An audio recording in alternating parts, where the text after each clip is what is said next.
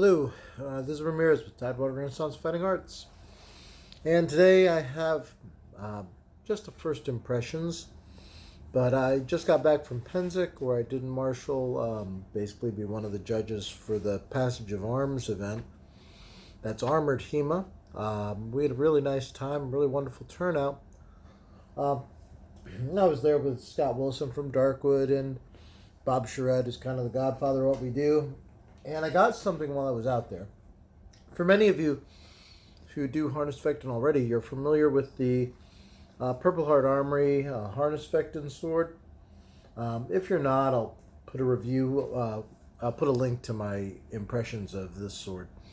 That is great, and it's kind of like the gold standard of what most people use for Harnischfechten today when they're using swords.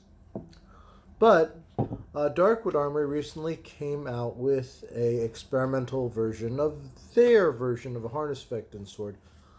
Based on some of the stuff you'll see in Lichtenhauer and Fiore, there are some differences. In the swords used for dueling, one of them is a pommel that has a spike on it. I'm not going to go through great details because this is a first impressions video, and I also know certain other people that are producing swords like the Mike Weston cavalry saber are trying to be inspired by stuff, so I'm not going to put a lot of details in this video because I know that company is also looking to produce their own original design of a Harnischfechten sword. I think that's not really fair to the people who put out work to design stuff. But I do think this is cool. I am looking forward. I have a armored combat tournament this weekend with Fenris KDF. And this is Darkwood Armory's new Harnischfechten sword. There are only a limited quantity. I'm going to try to get the end in there. You'll notice that it is not tipped normally, and that it also has a rubber tip on the pommel. This is a really cool sword. I can't put any prices on it because I cleaned it up quite a bit. This was actually used during Pennsic, and I got the used price for it rather than what it will eventually go for on Darkwood. But if you see this video and you're interested, you can contact Darkwood Armory. I'll put a link to their website. They don't have this up because there were 5 of these made. One is a live version made for Bob Charette. He'll get that eventually, and it was really, really cool to see. There were 2 like this, which is the one I got. There was one that was an S-stock version, so it did not have this pommel. But I think that one is going to sell as soon as he gets back because it wasn't sold at Pennsic. That these are really, I had someone, I put a picture of this on Facebook, and they were like, isn't that a small sword? And I'm like, no. As I said, I'm not going to put all the specs in, but this is actually larger both in the handle, in the blade, and the crossguard are all bigger than they are on the Purple Heart Harnischfechten sword. And that's a good sword as it is. Very solid, very heavy in comparison to a modern HEMA fetter. You'll notice that on the Harnischfechten sword there's a small divot. I put that in the video, which I'll link at the end. This one has a little divot, a little fuller in the grip, where you would grab it for half sorting, so you kind of get that nice sense of where would be a good place, though obviously you can half sword anywhere on the blade. So I can half sword up here if I want a shorter distance, or I can half sword here for a longer distance. The main thing that makes this kind of unique is that pommel having a way to actually strike with the pommel, not necessarily as a pommel strike, but actually to stab into gaps. And I think that's really cool. The design that he's made, these tips are actually replaceable.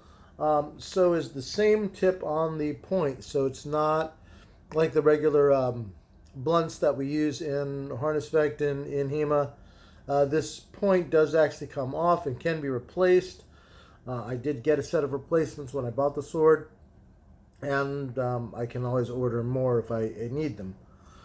But we saw these in the tournament being used because they did loan several out.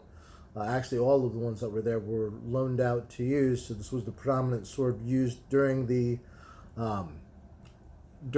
Passage of Arms at Pennsic. I think that was the first time because Scott over at Darkwood had just made these, so they haven't been seen anywhere else. Really, really cool design. As I said, I'm personally looking forward to using this on Saturday. Cleans up pretty nice because I know that they were looking pretty rough after a couple of days of fighting, but they are high carbon steel, and once again, really, really nice. Going to do the job. And the nice thing about these points is if you're looking to stab into the armor gaps, if you have a wide enough point, it's hard to tell, did you get the plate or did you get like the chainmail underneath? With this, there's a little bit less question of that because you can see exactly where the point is going into the armor. If I do compare that to the Purple Heart sword, which once again, kind of been the gold standard for Harnischfechten right now, you'll see that I've put a regular blunt on there that's much wider, and you're not going to get the same kind of accuracy that you can get with those points. And obviously, I don't have anything, so stabbing with the pommel is not really going to count. If I'm doing a Passage of Arms that does allow me to pommel strike, or that does allow me to Mordschlag, then or Mordhau, then I can actually go ahead and strike with that. Otherwise, I only have this for locking into joints and throwing and manipulating people. But with the new Darkwood, I can actually use the pommel to stab someone. So that's kind of a nice thing. If I'm in a close grapple with someone and I turn that end, I can actually stab into the face. So that's nice. And there is historical precedent for this. So this weapon, we do see images of it in the historical manuals.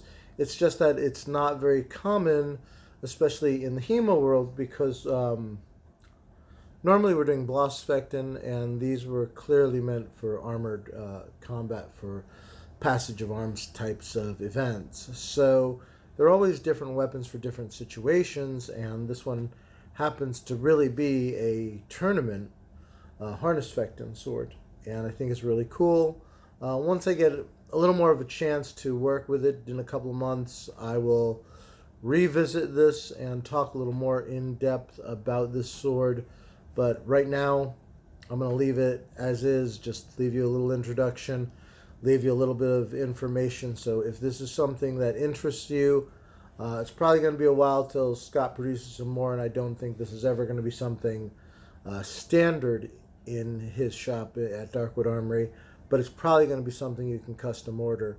So if it's something that may interest you, I would tell you to reach out to Darkwood, talk to Scott, and see if he will make one for you, because as I said, I'm really looking forward to over the next few months at harness practice, and as I said, I am doing a tournament next week.